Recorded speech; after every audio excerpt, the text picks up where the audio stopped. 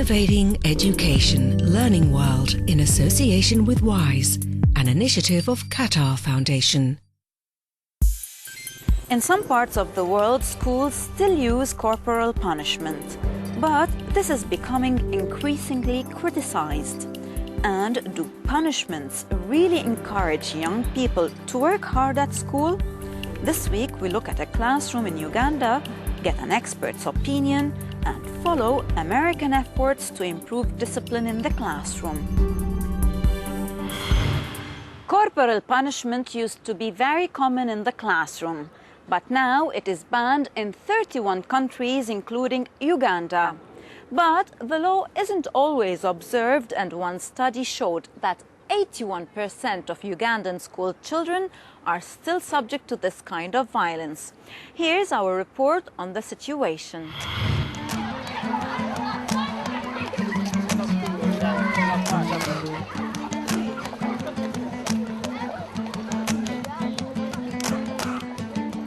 In 2006, the Ugandan government banned corporal punishment across the country in both public and private schools.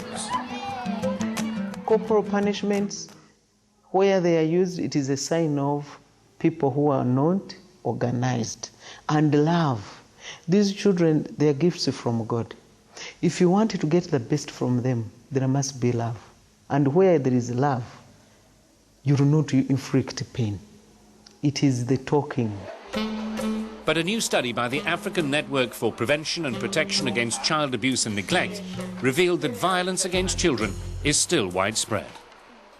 We found that up to 81% of children, especially in primary schools, undergo corporal punishment.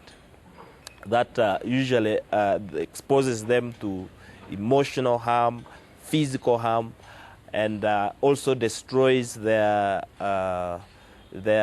self-esteem to be able to learn and grow into responsible citizens. The survey was conducted in April 2011 among more than 1,000 primary school children and 52 professionals, including teachers, head teachers, school management committees, government and non-government experts in education and child protection at district and national level.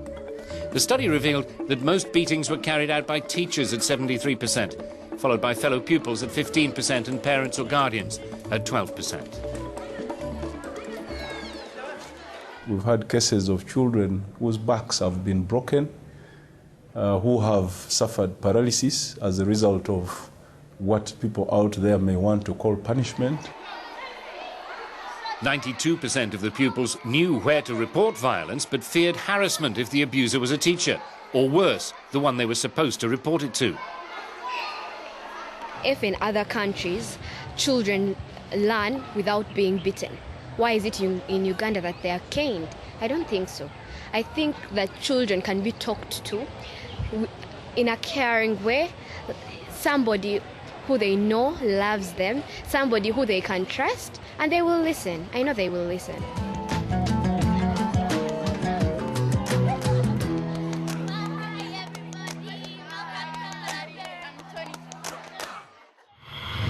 Peter Newell is an advocate for children's rights and is coordinating an initiative to end corporal punishment. But as he told Learning World, there are still 100 countries in which it remains lawful to hit a child. He explained why physical discipline isn't an effective solution. The global initiative to end all corporal punishment of children was formed in 2001 to campaign for the elimination of all violent punishment of children in all settings of their lives. It's endorsed by UNICEF and UNESCO. The purpose of schools is to be places where children want to go to learn. That's how schools should be. 31 countries have completely banned all corporal punishment, including in the family. A majority of those are in Europe, but there are still 20+ countries in Europe, including the UK, which have not completely banned corporal punishment. When it comes to schools, over 120 have a complete ban on corporal punishment in schools. But of course that still leaves almost 100 where corporal punishment is still lawful and authorised. And we want the law. Every country has laws against assault, criminal assault. Every country has now accepted that it should be unlawful to hit women. Children are now the only group in society which do not have that equal legal protection from being hit. Corporal punishment has nothing to do with education. It's clearly anti-educational. All it teaches children is that hitting someone using violence is a legitimate way of solving conflicts. We don't want our children to learn that lesson.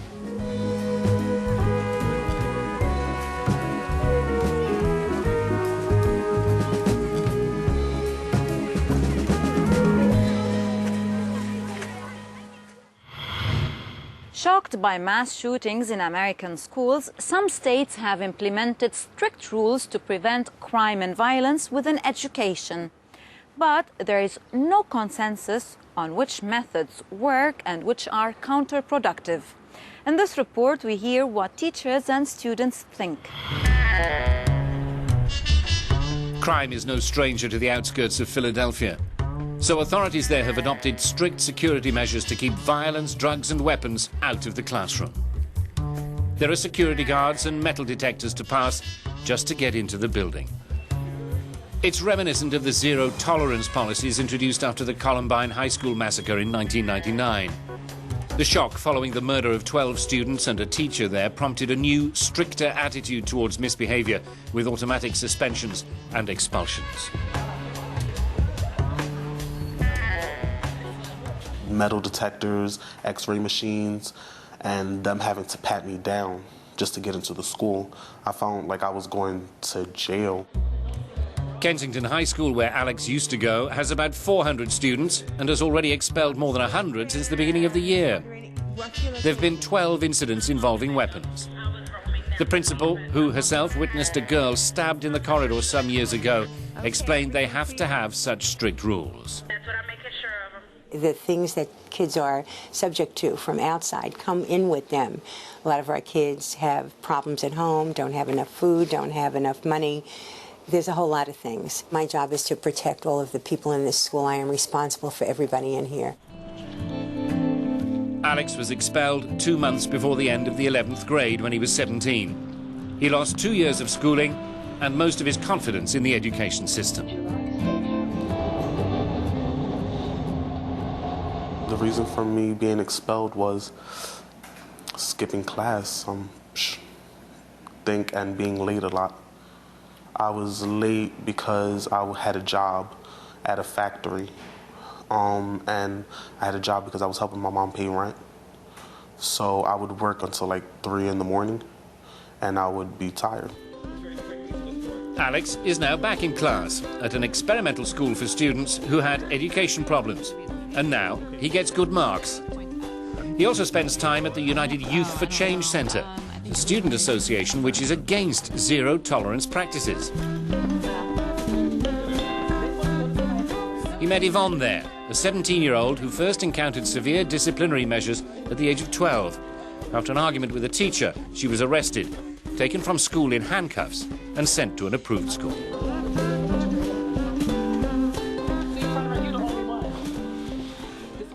I mean, if an adult tells a student when they're 7 years old, you're going to go to jail, you're going to grow up to be like your dad, the student's going to start to believe that. But if you have at least one person there to tell you that you can do it, then you're going to start to believe that.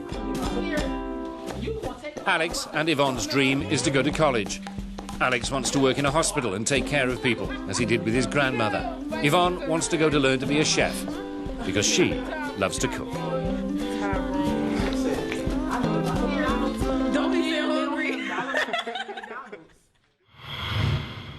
Now, a word on our poll on unschooling.